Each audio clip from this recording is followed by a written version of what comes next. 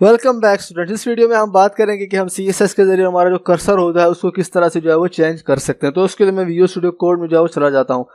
So guys, तो मैं visual studio code में आ गया हूँ। तो यहाँ पे आप देख सकते हैं कि मैंने एक कंटेनर बनाया, उसके अंदर मैंने एक H1 जो है वो डाल दिया और मैंने यहाँ पे उसके ऊपर कुछ स्टाइलिंग जो है वो अप्लाई जो है वो कर दिया। सो मैंने यहाँ पे एक वेबसाइट खोली है developer.mozilla.org। तो यहाँ पे इसको जो है वो हम रेफरेंस के लिए यूज़ करेंगे, जहाँ पे हम देखेंगे कि जो कर्सर है उसकी डिफरेंट वैल्यूज जो है वो कौन कौन सी हैं।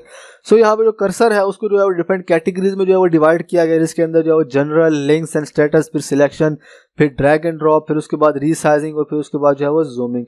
सो इसके अंदर जो है वो डिफरेंट वैल्यूज हैं। सबसे पहले है जनरल, उसके अंदर नाटो, डिफॉल्ट, नन और उसके बाद लिंक्स एंड स्टेटस। सो अभी हम विजुअल स्टूडियो कोड में चले जाते हैं और यहाँ पे जो है वो डिफरेंट वैल्यूज जो है वो अप्लाई करके जो है वो देखते हैं।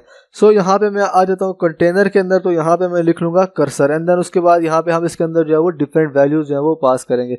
सो जो डिफॉल्ट हमारा होता है कर्सर, वो एक एरो की फॉर्म में जो है वो होता है। सो अगर हम चाहते हैं कि हमारा कर्सर जो है वो बिल्कुल शो ही ना हो, हम किसी चीज़ के ऊपर अगर हम होवर करें, तो उसके लिए हम यहाँ पे लिखेंगे नन। तो मैं यहाँ पे लिखूंगा नन एंड देन यहाँ पे मैं इस कंटेनर के ऊपर जाऊँगा। तो यहाँ पे आप देख सकते हैं कि मुझे कर्सर जो है वो शो नहीं हो रहा है। जैसे मैं कंटेनर से बाहर आता हूँ तो मेरा कर्सर जो है वो शो होना जो है वो शुरू हो जाता है।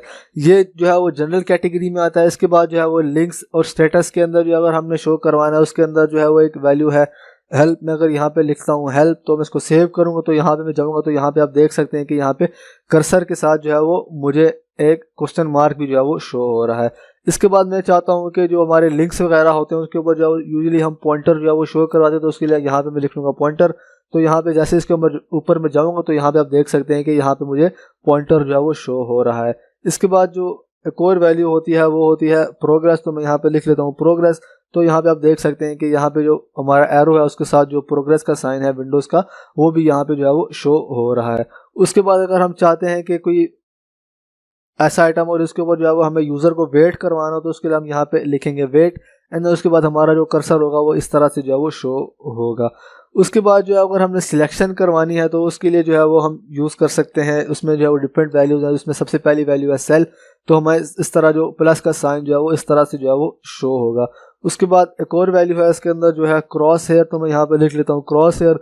तो जब हम क्रॉस हेयर लगाएंगे तो इस तरह से जो है वो हमें जो है वो शो होगा। यूजुअली जब हमने कोई सिलेक्शन वगैरह करनी होती है, हमने कोई आइटम क्रॉप करना होता है, उसके लिए हम जो है वो इस तरह का कर्सर जो है वो देखने को जो है वो मिलता है। अगर हमें टेक्स्ट जो है वो कॉपी करना है तो उसके लिए हम यहाँ पे इस तरह का कर्सर जो है वो शो करवा सकते हैं, जिससे जो यूज़र है वो टेक्स्ट को जो है वो कॉपी कर सके। यहाँ पे आप देख सकते हैं कि यहाँ पे इसके ज़रिए से जो है वो हम टेक्स्ट को जो है वो कॉपी जो है वो कर सकते हैं। तो इसके अंदर जो है वो डिफरेंट वैल्यूज जो है वो और भी है। उसके बाद जो है वो एक वैल्यू है वो है मूव, जो हम यहाँ पे जो है वो यूज़ कर सकते हैं। अगर हमें कोई आइटम को जो है वो मूव करवाना है तो उसके लिए हम जो है यहाँ पे इस तरह का कर्सर जो है वो यूज़ कर सकते हैं। तो मैं वापस से उस वेबसाइट में चला जाता हूँ। तो बाकी जो वैल्यूज़ हैं उनका डेमो हम यहाँ पे जो है वो देखते हैं। तो अभी हमने pointer, progress, wait, cell, crosshair, text और देख लिया। उसके बाद जो है वो वर्टिकल टेक्स्ट वो इस तरह से दिखेगा। उसके बाद एलियस, उसके बाद कॉपी, उसके बाद मूव भी हमने जो है वो देख लिया। अगर हमने नो ड्रॉप करवाना है तो उसका जो कर्सर होगा वो इस तरह से जो है वो दिखेगा। उसके बाद नोट अलाउड भी इस तरह से दिखेगा। उसके बाद ग्रैब हमने किसी आइटम को करना तो उसके लिए हमें यहाँ पे हैंड जो है वो शो होगा। उसके बाद ग्रैबिंग में अगर हमने आइटम को ग्रैब कर लिया तो उसके अंदर जो हमें थंब जो है मतलब बंद मुट्ठी जो है वो शो होगी। उसके बाद जो है वो ऑल स्क्रॉल जो हमें शो होता है, जैसे जब माउस का बटन दबाया तो इस तरह जो है वो हमें शो होता है।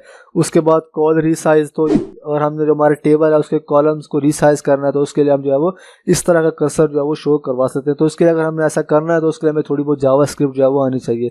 उसके बाद रो रीसाइज के लिए हमें इस तरह का कर्सर शो होता है। उसके बाद एन साइज, उसके बाद ई साइज, उसके बाद एस साइज।